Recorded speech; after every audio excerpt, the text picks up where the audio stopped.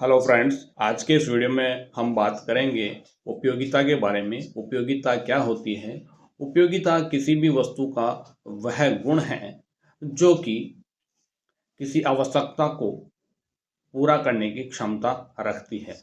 आवश्यकता की पूर्ति करने का जो गुण है उसे हम संतुष्टि कहते हैं और ये गुण ही वस्तु की उपयोगिता कहलाती है। यह पूर्णतः एक मनोवैज्ञानिक धारणा है, क्योंकि प्रत्येक वस्तु के अलग अलग तरह के उपयोग होते हैं और हर एक के लिए हर एक वस्तु की उपयोगिता भी अलग अलग होती है। काफी समय से इसे लेकर के विवाद रहा अर्थशास्त्रियों में, और इसके चलते उपयोगिता को लेकर के दो दृष्टिकोण मुख्य रूप से सामने आए, जिसे हम कहते हैं गणनावाचक दृष्टिकोण और क्रमवाचक दृष्टिकोण। तो जो प्रारंभ में अर्थशास्त्री रहे, जिन्हें हम क्लासिकल अर्थशास्त्री कहते हैं, इन अर्थशास्त्रियों ने यह कहा कि उपयोगिता को मापना संभव नहीं है। इसे लीटर मीटर इस तरह के किसी भी मात्रक में नहीं नापा जा सकता है। संख्यात्मक रूप से वस्तुओं से जो प्राप्त उपयोगिताएं होती हैं, इनको हम केवल क्रम दे सकते हैं कि कोई वस्तु अधिक उपयोगी है या कितनी उपयोगी है या कितना कम उपयोगी है। लेकिन जो आधुनिक अर्थशास्त्री रहे, उन्होंने यह दृष्टिकोण दिया। उनका यह मत था कि जिस प्रकार अन्य पदार्थों को मापा जा सकता है, ठीक उसी प्रकार उपयोगिता को भी अंकों में मापा जा सकता है। इसको उन्होंने कहा गणनावाचक दृष्टिकोण। और मापा जा सकता है, इसके लिए उन्होंने उपयोगिता के मापन की इकाई दी यूटिल्स। उनके अनुसार उपयोगिता को यूटिल्स में मापा जा सकता है। अब बात करते हैं उपयोगिता के प्रकारों की।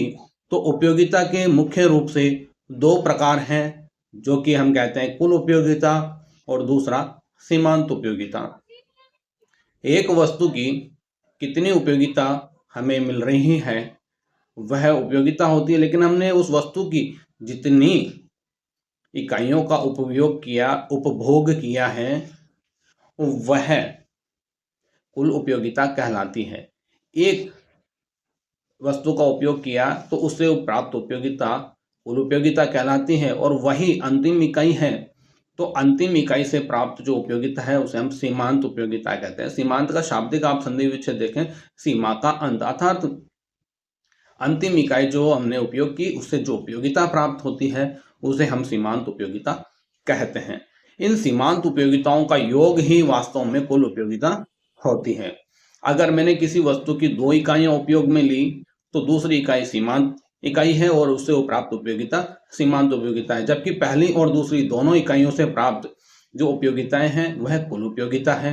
अगर मैंने एक इकाई में और वृद्धि कर ली, तीन इकाइयां मैंने उपयोग की, तो उनसे प्राप्त उपयोगिता कुल उपयोगिता कहलाएगी। और ऐसी स्थिति में तीसरी वस्तु जो मेरी अंतिम वस्तु हो गई, अब उसकी उपयोगिता जो है वह सीमांत उपयोगिता कहलाएगी। तो यह संबंध है सीमांत उपयोगिता और कुल उपयोगिता में। हम यहाँ पर यह कह सकते हैं कि कुल उपयोगिता वस्तु की सीमांत उपयोगिताओं का योगफल होती है।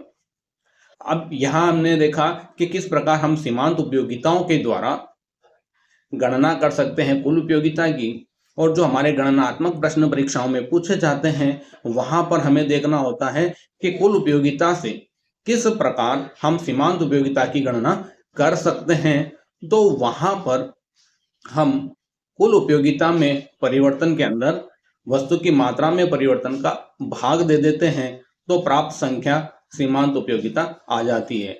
अर्थात कुल उपयोगिता भाजक वस्तु की इकाइयां, यह सीमांत उपयोगिता को दर्शाता है। इसके अतिरिक्त हमारे एक सीमांत उपयोगिता और आती है जिसे हम कहते हैं भारशील सीमांत उपयोगिता। तो हमने जो सीमांत उपयोगिता की गणना करी, यदि सीमांत उपयोगिता को उस वस्तु की कीमत के द्वारा भाग दे दिया जाए तो वह भारशील सीमांत उपयोगिता कहलाती है। अब सीमांत उपयोगिता के प्रकारों की बात करें तो सीमांत उपयोगिता तीन प्रकार की होती है: धनात्मक सीमांत उपयोगिता, शून्य सीमांत उपयोगिता और ऋणात्मक सीमांत उपयोगिता।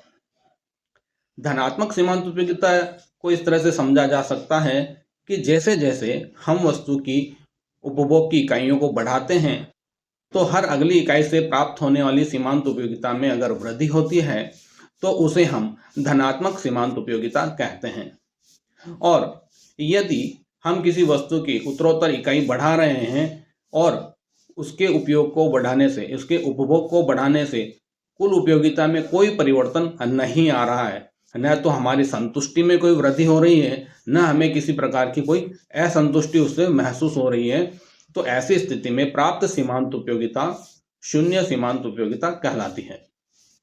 इनके विपरीत यदि हम किसी वस्तु की एक इकाई वृद्धि करते हैं और उसे कुल उपयोगिता में कमी आ जाती है तो उसे हम ऋणात्मक सीमांत उपयोगिता कहते हैं। ये एक छोटा सा परिचय था कुल उपयोगिता और सीमांत उपयोगिताओं के बारे में। इसकी विस्तार से चर्चा और इसके विस्तृत नोट्स आपको वीडियो के डिस्क्रिप्शन में मिल जाएंगे, जहां से आप देख करके इसे परीक्षा की तैयारी कर सकते हैं। Thanks for watching.